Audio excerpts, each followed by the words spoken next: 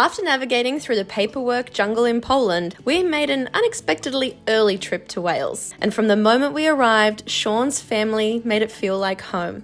Come along with us as we settle into another way of life here in Wales.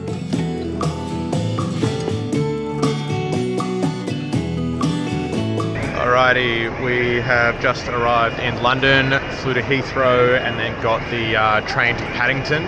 We are now just waiting for this board up here to update. We've got another train to Cardiff Central. I think we got up at 4 o'clock this morning. We're going to get to Cardiff at 2 or 3 o'clock in the afternoon. So another massive day of travel. But it's nice, first time in a English-speaking country in 2.5 months. So I've actually been able to read all the signs and know where I'm going. So not just a passenger on this trip, which is nice.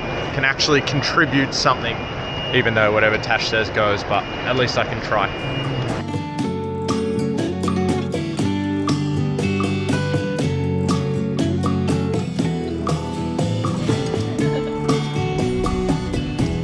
Gotta give us a wave.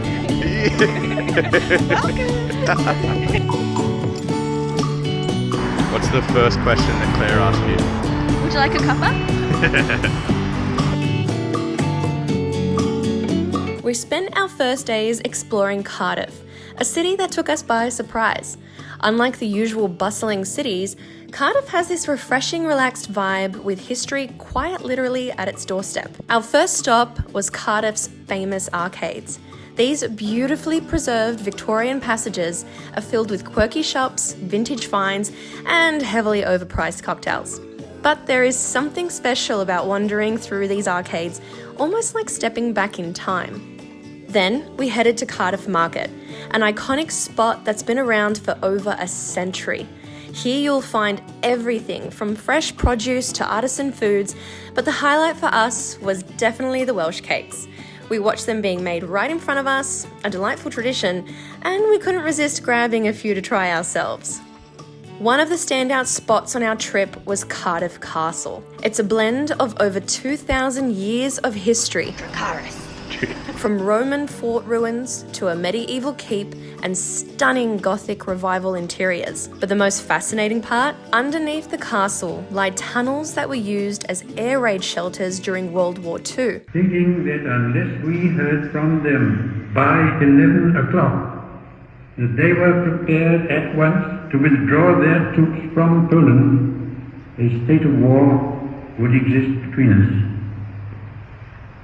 I have to tell you now that no such undertaking has been received, and that consequently this country is at war with Germany.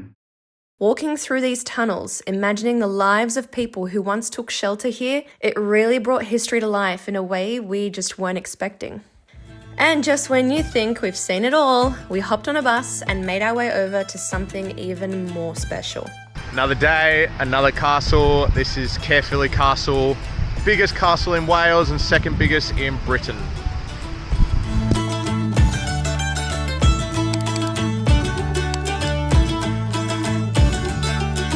Caerphilly Castle was built in the late 13th century by Gilbert de Clare and is one of the largest and most formidable castles in Wales. Designed with an extensive network of water defences, it was a revolutionary feat in military architecture aimed at protecting de Clare's lands from Welsh insurgents. Caerphilly Castle stands as a testament to medieval warfare and remains an impressive landmark in Welsh history.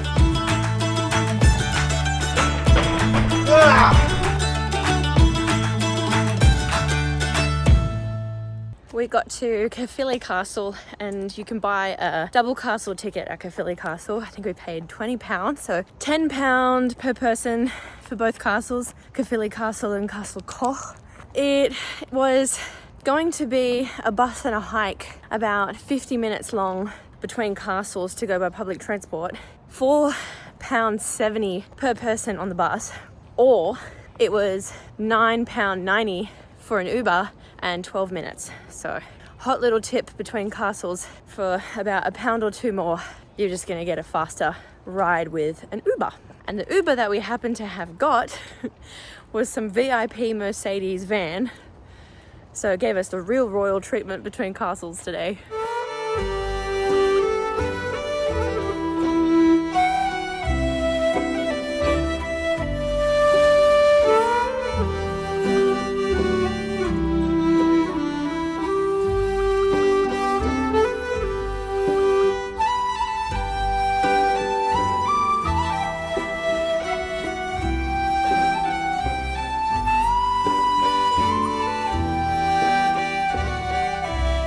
other castles we've been to have definitely got that 12th, 13th century history to them, but my goodness, Castle Koch is very romantic. Being a Disney princess myself, I stepped into a Disney castle in Wales. Beth was right, that is definitely a Instagram castle, virtually no history in there, but still really cool. But yeah, compared to some of the history that we've been reading about and learning about through the other castles, this one's a bit of playtime, I think. We had an incredible first week in Cardiff with Sean's cousin Claire, who recommended all the amazing places we visited. But it was time to head to the valleys, where Sean's parents were born, raised, and fell in love. Known for its rich cultural industrial heritage, the valleys were once coal mining hubs, which shaped the land and local communities. Now nestled between rolling hills and dramatic scenery, they're celebrated for their natural beauty, historical sites, and a community like no other. The last time I was here, I was only 14, and I didn't really appreciate learning where my parents sort of got brought up, or the history of my family, or meeting my relatives. But I think this time round, being a little bit older, I've got a much bigger appreciation for actually getting an understanding of how my parents got brought up and meeting all the family. So I'm super excited, a little bit nervous, to be honest, because it's a bit overwhelming just how big my family is, and not having have met them all I suppose as an adult. So a little bit nervous, a little bit overwhelming, but super excited to get to meet all my family and hear some stories of my parents when they're a little bit younger.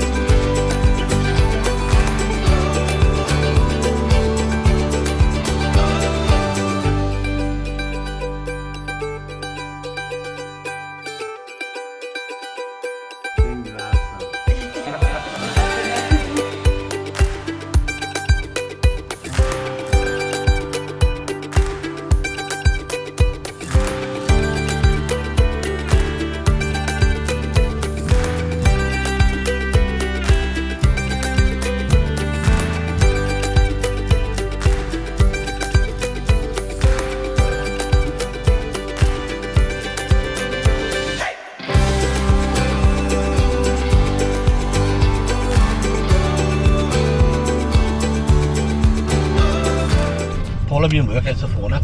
It's almost 6 o'clock. Go in here, and he'll be like, it's over there. Yeah, right. We goes on camera. Where are we, Libs? Tenby. What are we doing? Well, for you, sightseeing, I suppose. But for me, it's just a day out. Shell loves being in the vlog. Shell, hi. And running away. I love being in the vlog, I do not. Tenby is a picturesque seaside town in Wales and is famous for its pastel-coloured houses, beautiful sandy beaches, and medieval walls dating back to the 13th century. Home to one of the oldest lifeboat stations in the UK, Tenby offers a vibrant harbour area and is the gateway to the serene Caldy Island, where monks have lived and worked for centuries.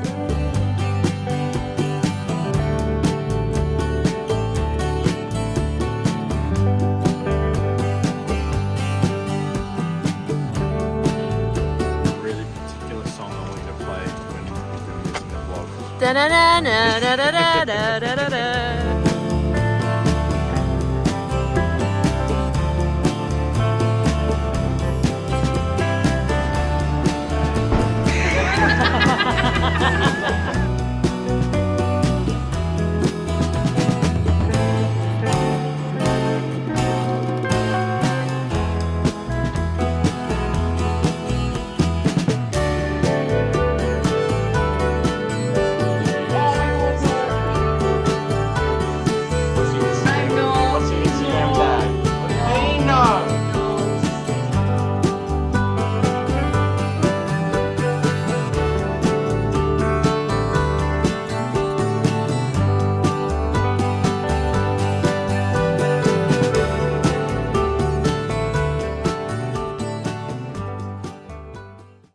are heading to Big Pit, which is the old coal mining pit here in the valleys. A massive part of the history comes down to the coal mining.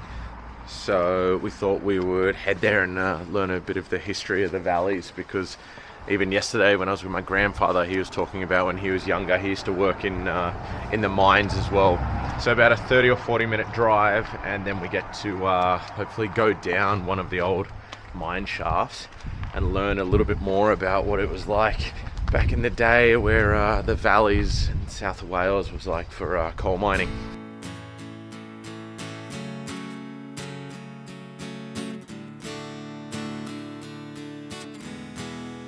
Visiting Big Pit in South Wales is an unforgettable journey into the heart of Welsh mining heritage.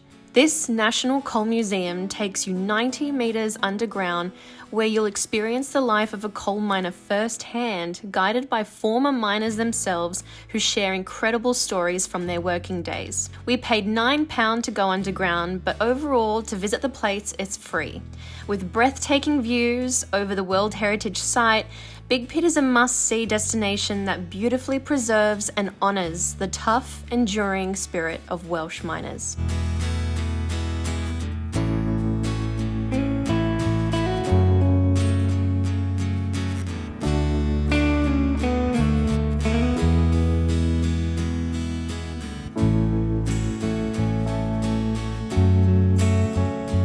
Got a little bit emotional in there. What happened? I can get emotional now. Just incredible people. Yeah, we sort of went through a bit of a museum section, I suppose you'd call it. And it was less about the mines and more about the people in the mines.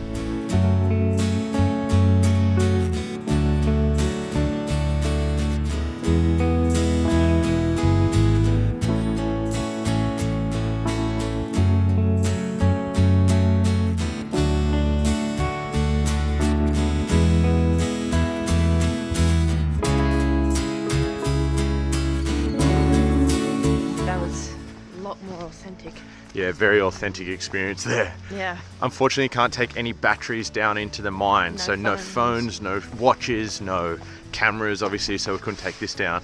But yeah, we've said before, we're not really into group tours, which I find them a little bit frustrating, but that was almost like a 40-minute comedy show. Good old Welsh humour for a tour guide. If you've ever been to Wales or met a Welsh man or woman, you'll understand when we say Welsh humour. He was hilarious. He had the whole place laughing. Yeah. Really, really good experience down there. That was awesome. Incredible to learn about the children even working here. Young kids, boys, men, women, girls, everyone and anyone was working. 6 years old, I started working in the mines, and that's it all behind us. What else? What else was there? We went 90 meters deep. Deepest mine was 1,400 meters deep, which I just couldn't even imagine what it felt like to be underground that long. Like the pressure for the people, but then the pressure on the actual materials to hold something up like that is just ridiculous. But it was scary. It was scary. At one point, they got everyone to turn their lights off to see what it was like. I didn't feel good doing that. That was a bit scary. Verified, worth doing.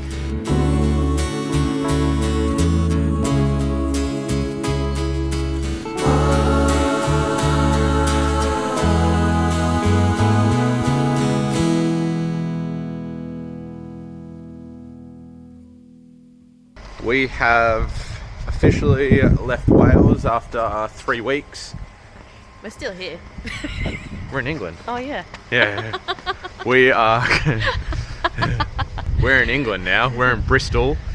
Spending the night in Bristol before we fly back to Poland. But the last 3 weeks has been absolutely incredible in Wales. We got to meet a lot of the family. Unfortunately, we didn't get to meet everyone, but just with how big my family is, the 3 weeks flew by. Like, honestly, we could have done another 3 weeks there and still probably not been able to see absolutely everyone.